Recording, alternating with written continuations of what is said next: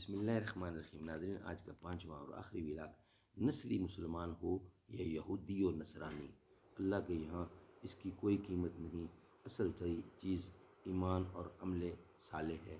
Vlog number 5 اور 292 page ہے۔ ناظرین، معارف القرآن جلد نمبر اول، سورۃ الفاتح سے لے کر سورۃ البقرہ، پارہ اول تا پارہ تیسرا، رکوع 8واں۔ مفتی اعظم پاکستان حضرت مولانا مفتی محمد شفیع صاحب رحمۃ اللہ علیہ رائٹر ہیں اس کتاب کے۔ بسم اللہ الرحمن الرحیم، الحمد للہ وکفی وسلام علی عبادہ الذین اصطفی۔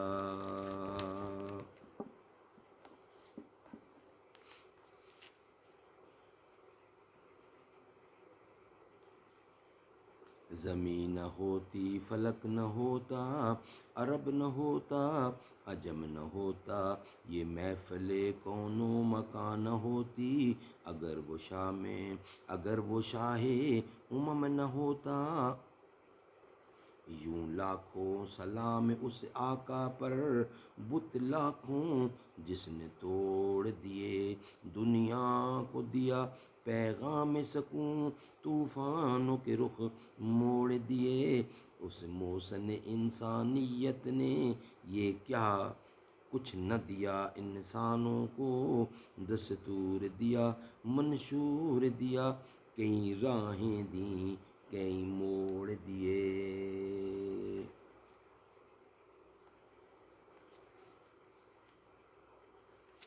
ناظرین، ویلاگ نمبر 5، نسلی مسلمان ہو یا یہودی ہو یا نصرانی ہو، اللہ کے یہاں اس کی کوئی قیمت نہیں، اصل چیز ایمان اور عمل صالح ہے۔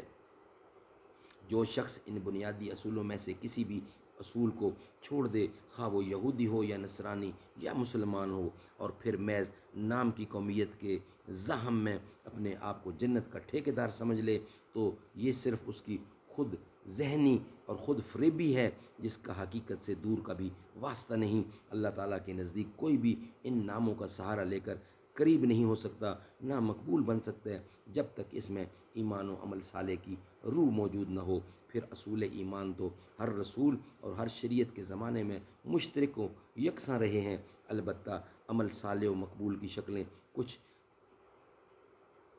اولتی بدلتی رہتی ہیں، یعنی آتی جاتی رہتی ہیں۔ تورات کے زمانے میں عمل صالح وہ سمجھا گیا جو حضرت موسیٰ علیہ السلام اور توریت کی تعلیم کے مطابق تھا۔ انجیل کے دوران میں عمل صالح یقیناً وہی عمل تھا جو حضرت عیسیٰ علیہ السلام اور انجیل کی تعلیم سے مطابقت رکھتا تھا، اور اب قرآن کے زمانے میں وہی عمل صالح کہے جانے کا مستحق ہوگا جو نبی آخر الزماں حضور اکرم کے صلی اللہ علیہ وسلم کے فرمان اور ان کی لائی ہوئی اللہ کی کتاب قرآن مجید کی ہدایت کے مطابق ہوگا۔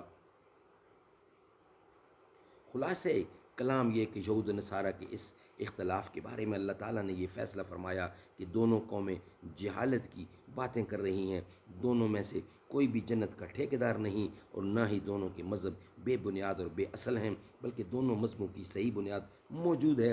غلط فہمی کا سبب اصل یہ ہے کہ انہوں نے مذہب و ملت کی اصل روح یعنی عقائد و اعمال اور نظریات کو چھوڑ کر نسلی یا وطنی بنیاد پر کسی قوم کو یہود ٹھہرا لیا اور کسی کو نصرانی سمجھ لیا۔ جو یہود کی نسل سے ہو یا یہود کے شہر میں بسا ہوا ہو یا مردم شماری میں اپنے آپ کو یہودی بتلاتا ہو، اس کو یہود سمجھ لیا گیا۔ اسی طرح نصرانیوں کی تشخیص و تعین کی گئی، حالانکہ اصول ایمان کو توڑ کر اور اعمال صالح سے منہ موڑ کر نہ کوئی یہودی رہتا ہے، نہ نصرانی۔ اللہ تعالیٰ سمجھ کی توفیق دے۔ انشاءاللہ نیکسٹ ویلاگ کل ہوگا۔ آج کے ہمارے 5 ویلاگ کمپلیٹ ہوئے، انشاءاللہ یہ ہمارا جاری رہے گا سلسلہ۔ اور اگر آپ کو ہمارا ویلاگ پسند آئے تو اس کو ضرور آپ سبسکرائب کیجیے گا تاکہ آنے والا ویڈیو آپ تک بآسانی پہنچ سکے۔ اللہ کا فرمان الم نشرح لک صدرک منسوب ہے جس سے ورفعنا لک ذکرک، جس ذات کا قرآن میں بھی ذکر جلی ہے، وہ میرا نبی ہے۔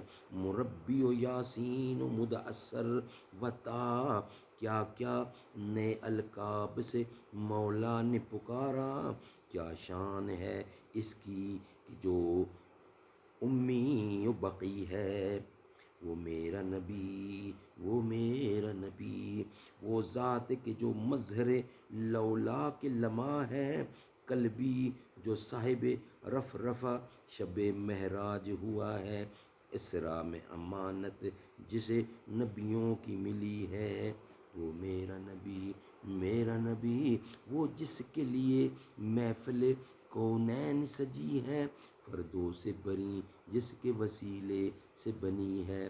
وہ ہاشمی مکی مدنی العربی ہے، وہ میرا نبی، میرا نبی، میرا نبی ہے۔